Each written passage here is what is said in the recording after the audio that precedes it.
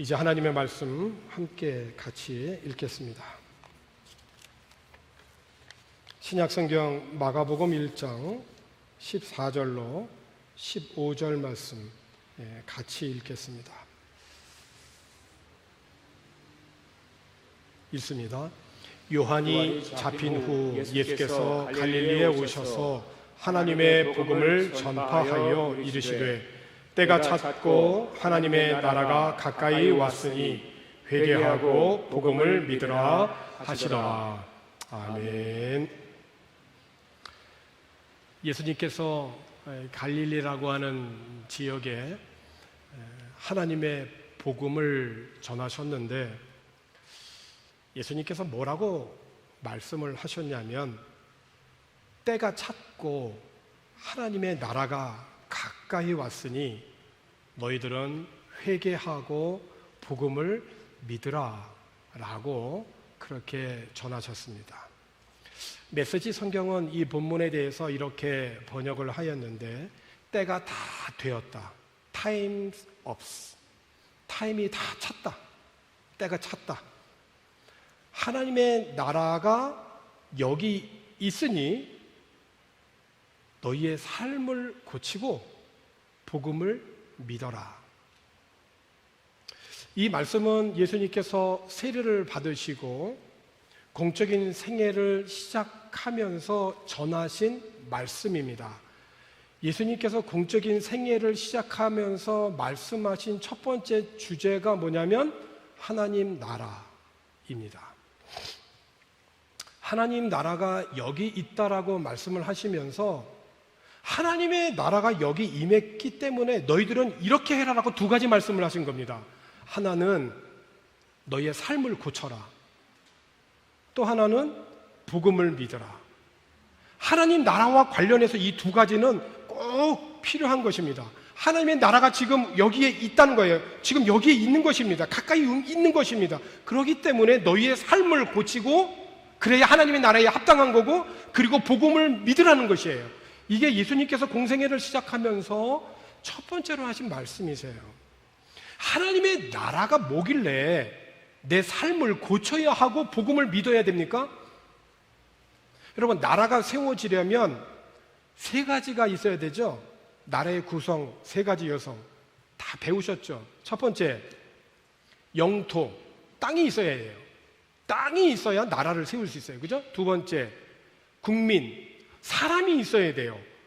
사람이 있어야 돼요. 우리 지방 내에 한 20여 개 교회가 있는데 지난주에 어느 지방에 있는 교회는 교회 성도님들이 다 한국으로 이렇게 철수하시면서 목회자 혼자 남았다고 하더라고요. 그래서 목회자 혼자 예배를 드렸다고 그래요. 얼마나 마음이 무겁겠어요. 그죠? 교회를 담임하고 있는 목회자로서 교회는 어떤 건물이 아니라 부르심을 받은 사람들의 무리라고 하는 뜻인데 부르심을 받은 사람들의 목사 외에는 지금 아무도 없어. 그러니 얼마나 마음이 무겁겠어요? 물론 이런 교회만 있는 건 아닙니다. 또 한편으로는 이 어려운 시국에 교회를 건축하고 그리고 지금 건축을 다 하고 입당을 앞두고 있는 교회들도 있어요. 다 각각의 형편과 처지가 다 달라요. 중요한 건 우리가 부르신 부름의 자리에서 하나님이 나에게 맡겨진 것을 잘 깨닫고 내가 누구인지를 깨달아 나에게 부여하신 하나님의 사명을 내가 믿음 안에서 순종으로 감당해 가는 거예요. 영토와 국민이 있어야 돼요. 중요한 세 번째가 뭐냐면 주권이죠. 주인된 권리예요. 여러분, 대한민국이라고 하는 이 나라의 주권은 어디에 있습니까? 국민에게 있죠. 국민에게. 대한민국의 주권은 국민에게 있고 모든 권력은 국민으로부터 나온다. 이건 헌법에 있는 거예요. 그러니까 주권이라고 하는 것은 뭐냐면 국가 권력에 있어서 최고 이 독립성을 얘기하는 거예요. 이스라엘 나라가 통일 왕국을 거쳐서 남과 북으로 이제 분열이 되잖아요. 그리고 북이스라엘은 기원전 722년에 아수르라고 하는 나라에 의해서 멸망을 당하고 나라가 없어져 버려요. 그리고 남유다는 기원전 586년에 바벨론이라고 하는 나라에 의하여서 멸망을 당하는데 70년 동안 유대인들이 바벨론 땅에 포로로 끌려갑니다. 그리고 때가 차서 70년이 되고 본국으로 돌아와요. 이스라엘 땅으로 돌아와요. 그런데 본국으로 돌아왔지만 주권이 그들에게 있는 게 아니에요. 여전히 역사 속에서 강대국에 있는 모든 강대국들이 이스라엘 나라를 다스리게 돼요. 역사를 거쳐서 1948년도가 되어서, 그러니까 약 2500여 년이 지난 다음에 이스라엘 나라가 독립을 해서 나라를 다시 세우게 돼요. 참 오랜 세월이죠.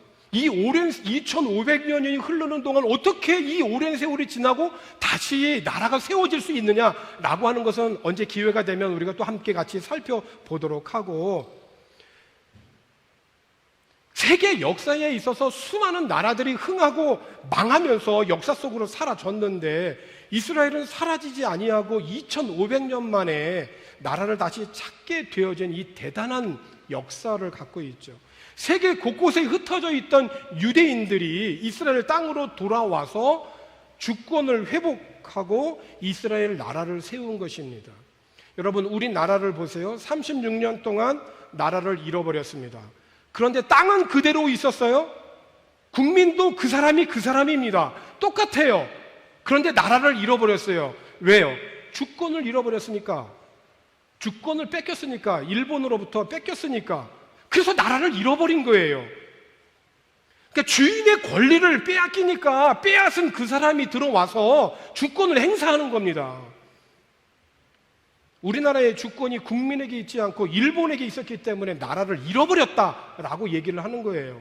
여러분, 이렇게 나라를 이루는 이 세 가지의 구성 요소를 이렇게 이해하는 데 있어서 하나님의 나라를 이해하는 데 있어서도 참 도움이 돼요.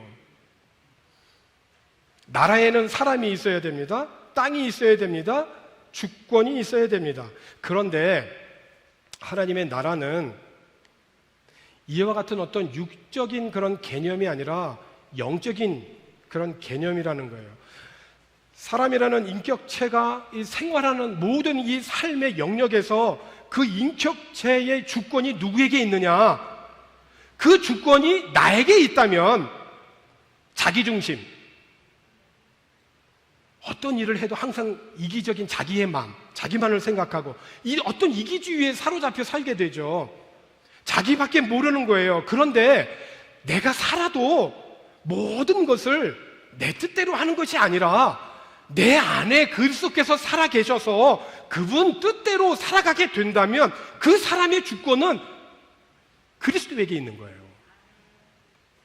그러니까 주권이 예수님에게 있다라고 하는 것은 뭐냐면 인간에게 자연적으로 일어나게 되는 배우지도 않았는 이 죄성으로 인한 욕심과 탐심과 미움과 증오, 이 모든 것이 주권이 내게 있는 것이 아니라 예수님에게 있으므로 예수님에게 맡기며 살아가는 것이에요. 그러니까 예수님께서 이 땅에 오셔서 때가 찼다라고 이렇게 말씀은 이제는 그렇게 살지 말아야 될 때가 왔다는 거예요.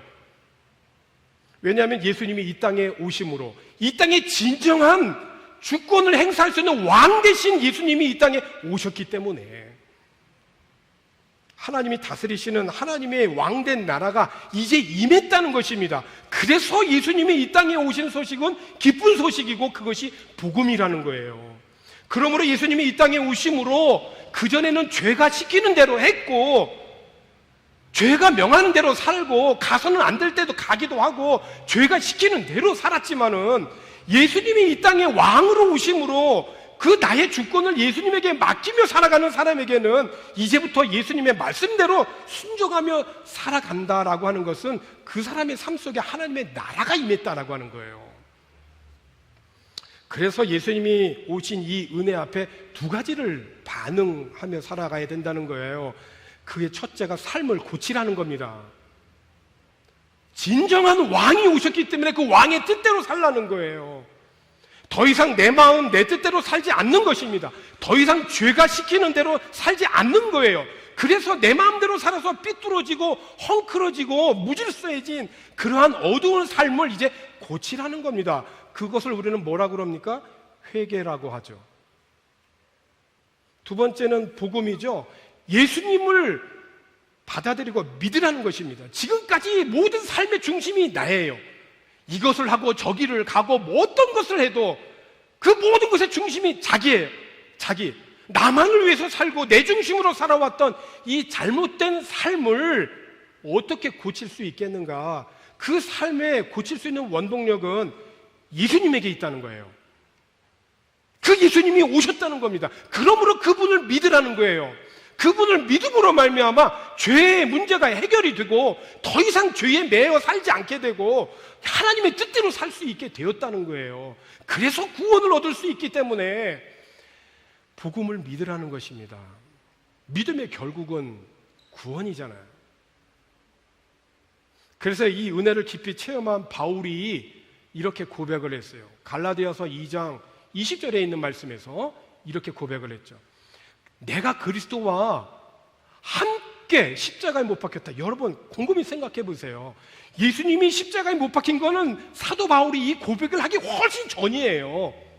훨씬 전에 벌써 이미 예수님은 십자가에 못 박히셨단 말이에요. 그런데 세월이 지나고 시간이 훨씬 지났는데 사도 바울은 그 예수님의 십자가의 사건에 대해서 뭐라고 고백을 하느냐? 내가 그리스도와 함께 그때 십자가에 못 박혔다는 거예요. 그러니까 나를 위해서 예수님이 십자가에 못 박히셨다라고 하는 것을 믿음으로 본 거잖아요. 그러니까 내가 그리스도와 함께 십자가에 못 박혔나니 그런즉 이제는 내가 사는 것이 아니요 오직 내 안에 그리스도께서 사시는 것이라. 이제 내가 육체 가운데 사는 것은 나를 사랑하사 나를 위하여 자기 자신을 버리신 하나님의 아들을 믿는 믿음 안에서 사는 것이라. 할렐루야. 비록 바울은 이 땅에서 육신의 몸을 입고 살아가고 있지만은 나의 영혼, 나의 중심, 나의 삶의 목표, 목적, 의도 이 모든 것은 그리스도로 말미암아 그리스도의 다스리심을 받는 하나님의 나라에서 살고 있다는 거죠. 로마서 14장 17절 말씀에서 하나님의 나라는 이게 아니라는 겁니다. 뭐가 아니라는 거예요? 먹는 것과 마시는 것이 아니라는 거죠. 오직 성령 안에 있는 세 가지입니다. 의, 평강, 희락. 하나님이 이 땅에 오심으로 인하여서 하나님의 나라가 임함으로 우리들에게 임하여지는 건 뭐냐면 세 가지. 의, 평강, 그리고 희락. 그렇습니다. 하나님의 나라는 육신적인 것이 아니에요. 성령이 나를 주관하심으로 하나님과 내가 바른 관계를 맺고 이미 예수님을 통하여 우리에게 구원의 길을 열어주신 과거의 사건을 현재 내가 믿음으로 반응하는 거예요. 어떤 상황에서도 그래서 그리스도로 말미암아 내가 마음의 평안을 누리고 예수로 말미암아 내가 기쁨의 삶을 살아가는 것, 그게 바로 하나님의 나라인 것이에요. 그래서 하나님의 나라는 한마디로 말하면 하나님이 왕이 되셔서 다스리시고 통치하시는 그 지역, 그 사람, 그것이 하나님의 나라인 것입니다.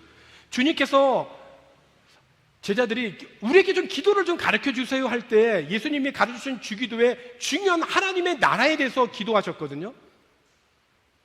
아버지의 뜻이 하늘에서 이루어진 것 같이, 그러니까 하나님의 뜻이 하늘나라에서 완전히 이루어졌다는 걸, 하나님이 그 땅은 그곳은 완전히 하나님이 다스리시고 통치하시는 곳이에요.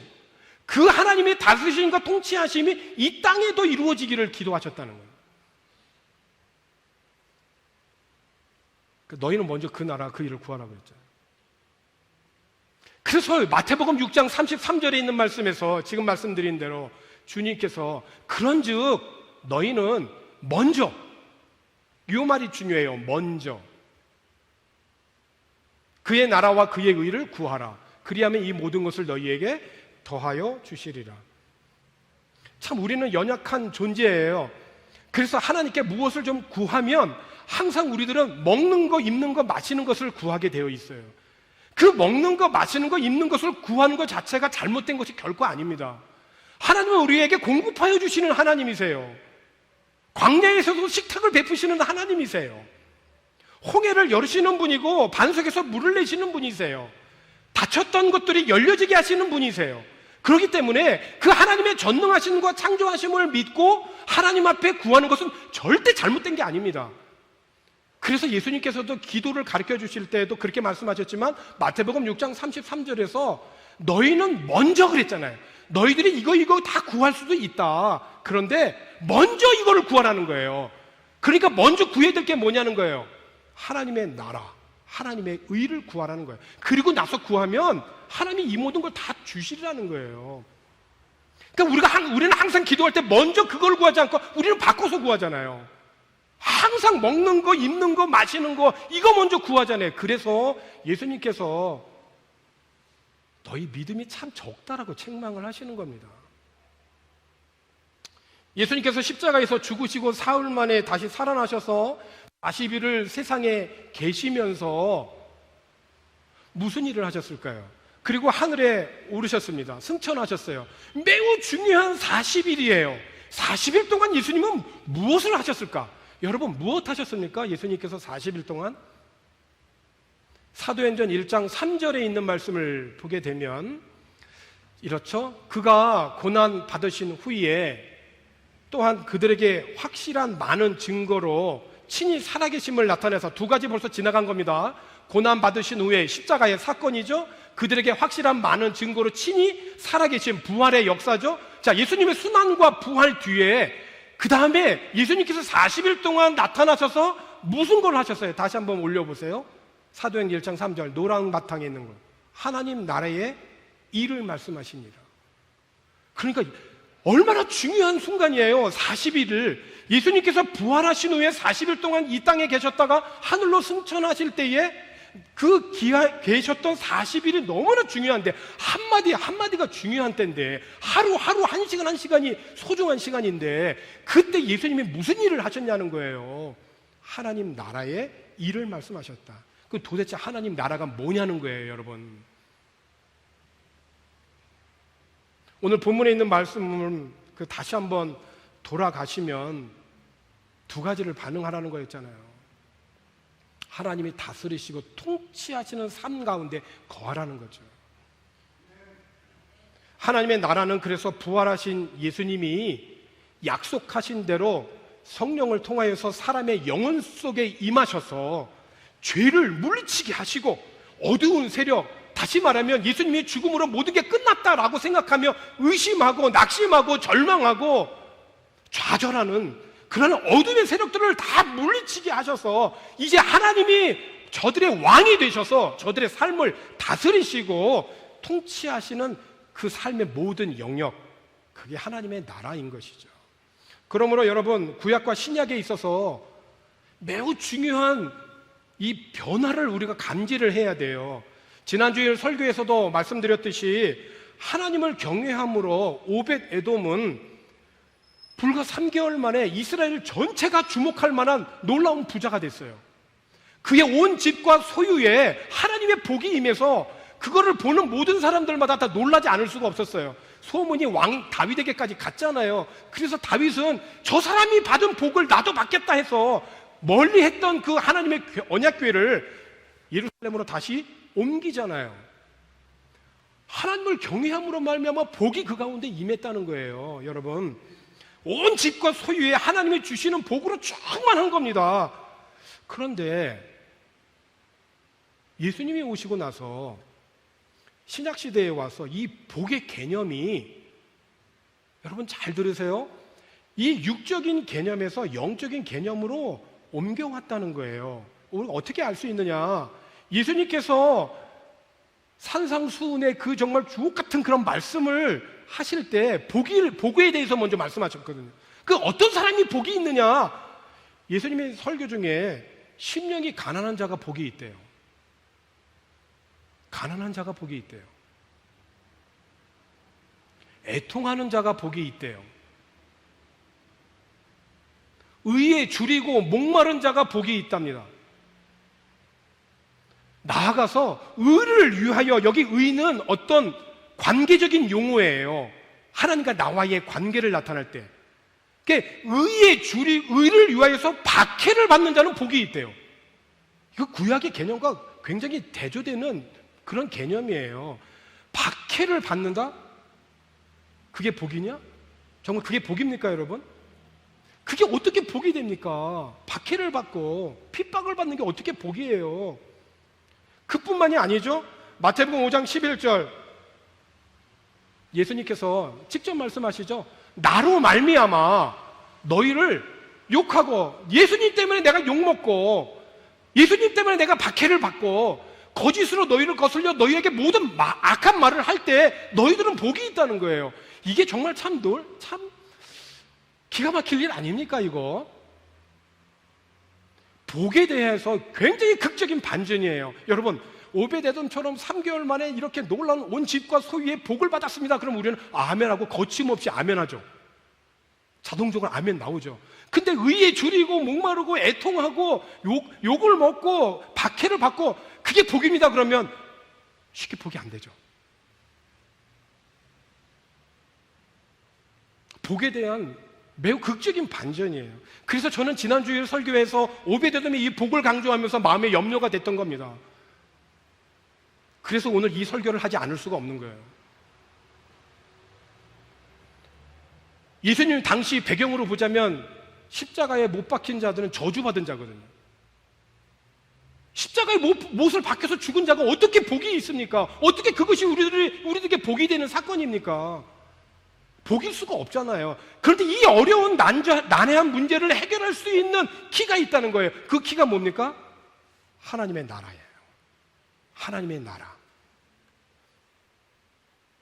우리가 하나님을 경외하고 그로 말미암아 삶이 윤택해지고 복을 받는 것은 당연한 질서예요. 그런데 신약시대 이후에 와서 예수로 말미암아 세례 요한은 목배임을 당하고, 초대교회 야고보 사도도 목배임을 당하고, 그리고 사도 바울도 참수형을 당했지 않습니까? 기독교 역사에서 수많은 자들이 순교를 당하는 것은 우리가 어떻게 이거를 받아들이고 해석하고 복이라고 얘기할 수 있겠어요?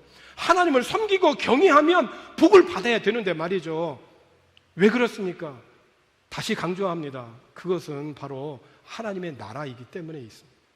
하나님의 나라는 무엇으로 배를 채우느냐 하는 문제가 결코 아닌 거예요.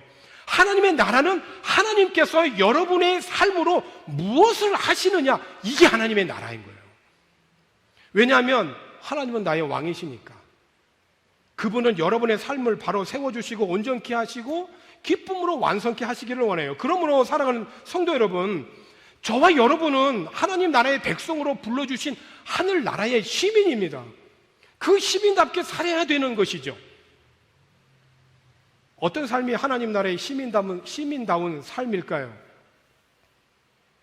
첫 번째, 믿음으로 사는 삶입니다. 나를 위하여 이 땅에 오신 예수님, 그래서 그 예수로 말미암아 죄의 세력을 물리치고 하나님이 다스리시고 통치하시는 그 나라를 세우시기 위하여 이 땅의 구원을 위하여 이 땅에 오신 예수님을 믿음으로 사는 것, 그게 하나님 나라의 시민다운 시민의 삶, 첫째예요. 둘째는 이 하나님의 나라를 전하며 사는 것입니다. 예수님께서 승천하시기 전에 이렇게 말씀하셨어요. 마태복음 28장 18절과 20절에 예수께서 나와 말씀하여 이르시되 하늘과 땅의 모든 권세를 내게 주셨으니, 하나님의 나라죠. 모든 권세, 왕 되신 하나님, 그죠? 주셨으니, 하나님의 나라가 임했으니, 그러므로 너희는 가서 모든 민족을 제자로 삼아 아버지와 아들과 성령의 이름으로 세례를 베풀고 내가 너희에게 분부한 모든 것을 가르쳐 지키게 하라. 볼지어다 내가 세상 끝날까지 너희와 항상 함께 있으리라. 아멘. 우리 주님께서 하늘로 승천하시기 전에 마지막으로 당부하신 그런 말씀은 모든 민족을 제자 삼으라는 거예요. 이를 위하여서 성령의 이름으로 세례를 베풀고 그리고 가르쳐 지키게 하라는 것입니다. 그리고 약속하신 거죠. 내가 세상 끝날까지 너희와 항상 함께 있으리라. 이게 하나님 나라에게 주어지는 복이에요. 그러므로 오늘 우리들이 하나님의 나라는 먹는 것과 있는 것 거기에 있지 않아요. 그러므로 하나님의 나라에 있는 시민의 삶이 비록 이 세상 가운데서 때로는 굶주릴 수도 있고 때로는 욕을 먹을 수도 있고 때로는 어려움을 당할 수도 있다 할지라도 그 나라가 거기에 다 끝이 아니라는 거예요. 하나님의 나라는 영원한 하나님의 나라가 있는 거예요. 우리가 그 믿음으로 살아가야 할 줄로 믿습니다. 하나님이 다스리시는 나라가 임했으니 이 하나님의 나라를 전하며 사는 것이죠. 이 은혜에 자신의 모든 삶을 바쳐서 이 복음을 위해 나는 평생 살겠다, 그리고 다 타문화권에 가서 선교사로 평생을 사는 것입니다. 하나님이 주신 은사로 모든 사람이 다 선교사가 될 수는 없을 거예요. 어떤 사람은 하나님이 주시는 은사로 그것을 발견하고 깨닫고 내 삶의 일터와 생업의 현장에서 하나님 나라를 전하며 살아가는 것입니다. 하늘 시민의 마땅한 의미고 책임이신 거죠.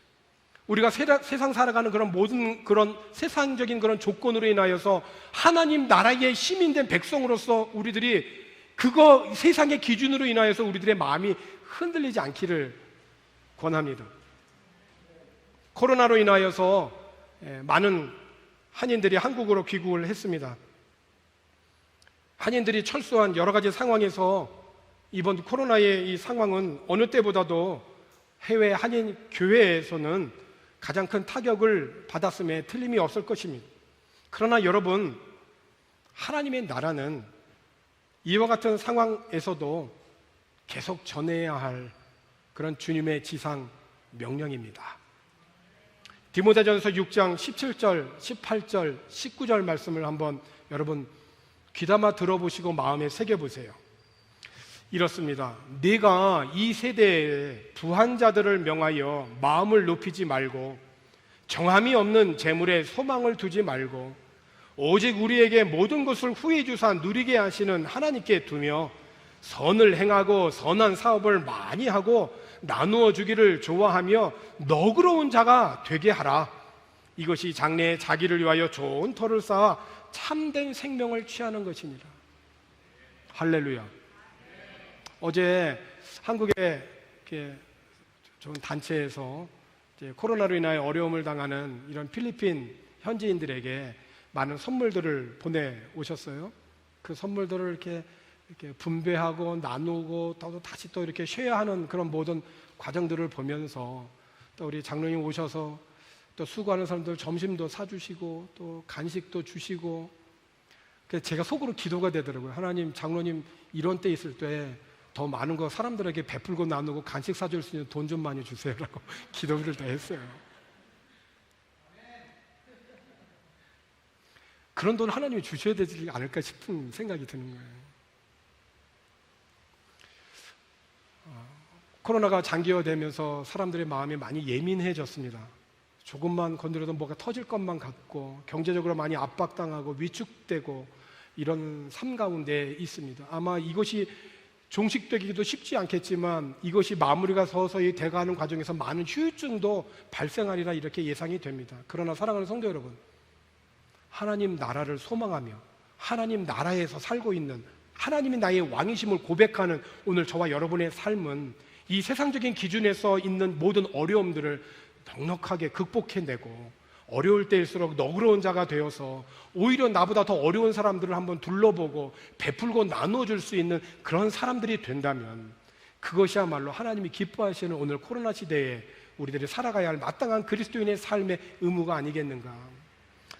오늘 예수님을 나의 구주로 영접하고 예수로 말미암아 하늘에 소망을 두며 살아가는 하나님 나라의 백성된 그 자부심과 은혜와 믿음으로 살아갈 수 있는 저와 여러분 되기를 주의 이름으로 축원합니다. 하나님 아버지 감사합니다.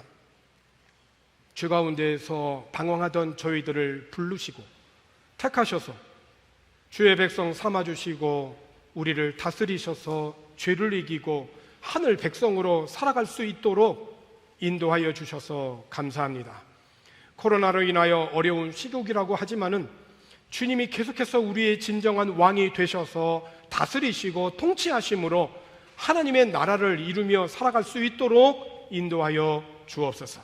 성령 안에서 하나님과 바른 믿음과 순종의 관계를 맺게 하여 주시고 곤고하고 고통 중에 거한다 할지라도 성령 안에서 평강과 기쁨의 삶을 하나님을 힘입어 용기 있게 살아갈 수 있도록 은혜를 베풀어 주시옵소서.